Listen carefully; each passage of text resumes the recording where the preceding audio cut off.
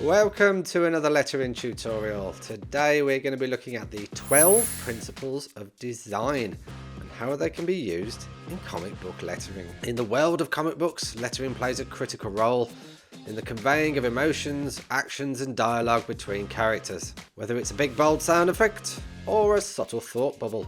Every lettered element adds to the visual and narrative impact of the page. How do you create effective lettering that not only communicates the story, but also enhances the design of the overall page? Well, that is where the 12 principles of design come into play.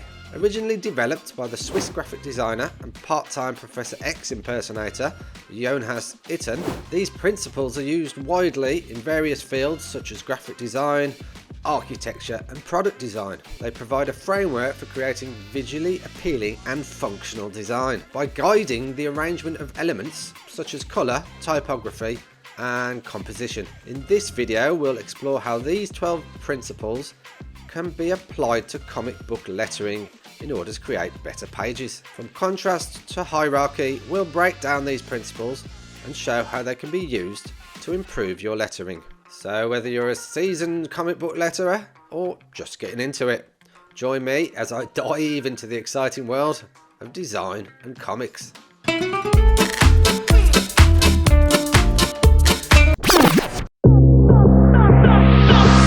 Contrast refers to the use of opposing elements in design. From thick and thin lines or light and dark colours, this principle can help create visual interest and emphasis. Now you might think about contrast in terms of turning it up on your telly, but contrast goes beyond the principle of colour, which you should obviously be paying close attention to anyway if you want your text to be readable. But contrast can also be applied to shape and size. Imagine, if you will, the Avengers are at the fun fair and they're all taking turns on a mechanical punch ball to see who's the strongest. The sound effect you would use for when Captain America takes a punch would be a different sound effect for when Hawkeye takes a swing. And because we're not using the two same sound effects, the reader will be able to pick up an implied meaning between the different sizes of the sound effect. So you can use contrast to add in additional layers of understanding to the story. Balance refers to the distribution of visual weight within a design.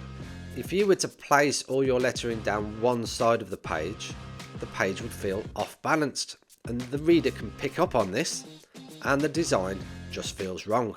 Where possible, try to ensure that the lettering on the page is balanced, while remembering it's your job to make sure that the reader's eyes can move around the page. You'll also need to be extra careful when you're using double page spreads, as you've still got to maintain that balance. Proportion or scale refers to the size of elements used on the page and their relation to each other. This principle can be used to create emphasis and depth. An example of where this is important is the size of your sound effects. If there's a nuke going off on the page, then the sound effect should reflect the size of the explosion and the sound that it makes. However, if someone's just tapping away on a keypad, then the sound effect required would be much smaller to reflect the actual noise itself. Repetition refers to the use of recurring elements such as patterns, colours and shapes. It can be used to help reinforce an idea or perception. A super simple example of this is having one character speak in a certain style, font or colour. By maintaining this style throughout, the reader will be able to understand who is talking based entirely on the bubble. And this makes the reading experience easier because the reader doesn't have to think about who's talking, and tactfully they are more drawn into the story itself. The human brain is hardwired to look for patterns, so using repetition tactfully can leverage this natural instinct. Repetition refers to the use of recurring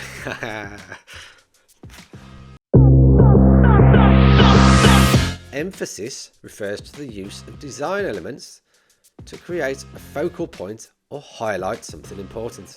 This is often used within comic text to draw attention to certain words that characters are saying, and it's all a part of helping the reader to understand the story that is being told. Conversely, you can also underemphasize something, if for example you're looking to convey someone speaking quietly or in a soft tone. If you're enjoying this video, please like or subscribe, and I guarantee something amazing will happen to you this week that will give you a smile. White space or negative space refers to areas of the page in which there's nothing important in. There are two types of white space, micro and macro.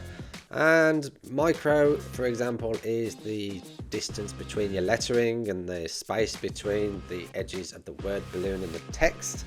Whereas macro sort of refers to the background and where elements are placed within a page and the space around that. And it's kind of misleading because it's neither white nor negative. This space can have elements placed on it. It just depends whether they are relevant to the story or not. Variety creates visual interest and stops the lettering from being boring and monotonous. Comic books are a visual medium, so keeping the reader entertained with various captions and word balloons makes the reading experience a load more interesting than just if every single caption and balloon was white with a very boring black stroke. It's just more visually interesting. Variety is the spice of life, but too much spice can be a bad thing. We've all been there. A completely different style of balloon for every single character would just look messy and uncohesive. You've got to find a nice balance that works with the story and art and doesn't dominate the page. Pacing or rhythm refers to the speed at which the reader can make their way through the page. You can control pacing with your lettering placement, adding in pauses or speeding or slowing up the rate at which the reader reads the page. A good writer will hopefully have already taken pacing into account when they're writing the script, controlling the flow using the number of panels on a page and the number of words in a bubble. As a letterer, you can back this up with your lettering placement, helping to tell the story at the pace that the writer is hoping to. Movement refers to how the reader's eyes move around the page. It's your job as the letterer to help guide the reader through the page, making sure that they pick up on interesting elements in the art while consuming the story in the right order and at the right speed. Hierarchy refers to the organisation of elements on the page in order of importance. In graphic and web design, this usually means making sure your titles are in the correct size font and read in the correct order. So I've adapted this to lettering to mean the order in which the balloons and the text is read. Confusing the reader is a surefire way to ruin the reading experience, so use hierarchy within your panels and pages to make sure the reader follows the story in the correct order. Doing this will make for a happy reader.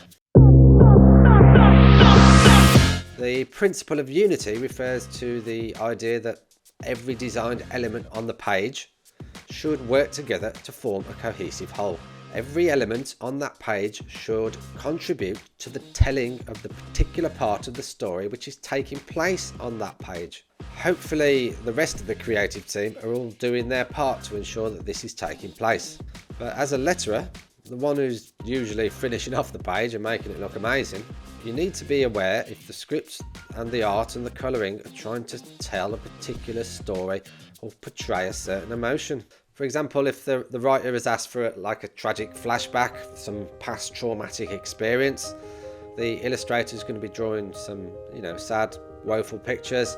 The colourist is going to come in, he's going to add in muted tones, make it feel a bit down and sad. So the last thing they need is the letterer to come riding in at the end and start slapping on happy captions or bright yellow and cheerful. Unity means you've got to work together. There's a few other random hanger-on principles that don't quite apply to comics, so for the final principle of these 12, I'm going to add in typography, which obviously plays a huge part in comic book lettering. Fonts themselves are designed, so whoever's designed them has obviously put thought into the meaning and tone that they're trying to portray with their font. You need to be aware of any buried meaning within a font's design and ensure whichever font you use works in harmony with the rest of the page. So there you have it, the 12 principles of design and how they work with comic book lettering. For what is comic book lettering if not some form of graphic design? Humans are bombarded daily with all types of graphic design, whether it's adverts, websites, printed material and other random professionally designed visual stimuli. They probably don't know it, but people do have a subconscious understanding of many of these principles, and when they're off, well, a person can tell that the design just feels bad, and this can affect the reading experience. Follow the 12 principles of design to ensure your comic book pages are ticking all the boxes of good design, and you'll be a better letterer.